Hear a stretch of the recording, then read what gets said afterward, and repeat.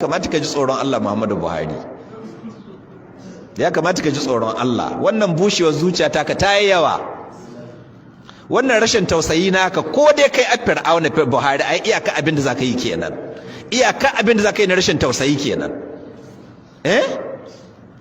Wannan bushewar zuciya taka Buhari ta yi yawa, ka ci amanan mu, ka ci amanan mu, ka san irin wahalar da mun kai akan ka, ashe ka san busasshen zuciya gare ka.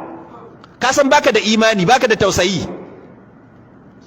Yadda mai imani yana barin mutane cikin wannan tasku, tunda ba 'ya'yanka bane, ga mata wasu da goyo da ƙananan yara cikin wannan tasku, cikin wannan bala'i, kuma gwamnati ta kawo ido ta samu su. Wace irin gwamnati ce wannan?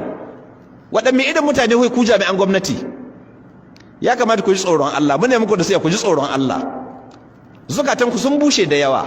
To wai yaya za ku fuskantar ubangiji bayan su haƙƙin bayan su da kun kai banza da ya za ku fuskantar ubangiji? Rantsuwa kun kai Buhari, kana musulmi, an ka baka Qur'ani, kai rantsuwa za ka yi adalci. Yanzu waɗannan kai musu adalci? A kama su kana da wadda kai ka kwato su amma haƙyale su? Don ku ji tsoron Allah.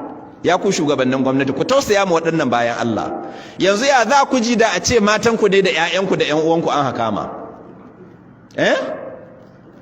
Yanzu Buhari da a ce matakka ce an ka kama, matakka ce a cikin halin da waɗannan matan suke ciki, ya za ka ji? To duk yadda za ka ji, haka nan 'yan uwan waɗannan bayan Allah suke ji. Don haka ya kamata ku tausaya musu.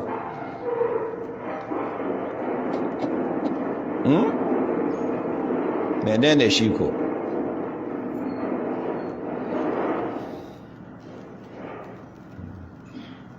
Ya kamata ku tausaya musu, ku ji tsoron Allah. Ku sani ba nan za a dawama ba fa. Sannan wallahi Annabi sallallahu alaihi wasallama ya faɗi, hadisi ya tabbata, kuma kowa ya san da hadisin, hadisi ne mashahuri. Manzon Allah sallallahu alaihi wasallama ya ce, kullukum ra'in wa kullukum mas'ulun an ra'iyatihi. Kowanninku makiyayi ne, kuma kowanninku abin tambaya ne ga abin da an ka bashi kiyo.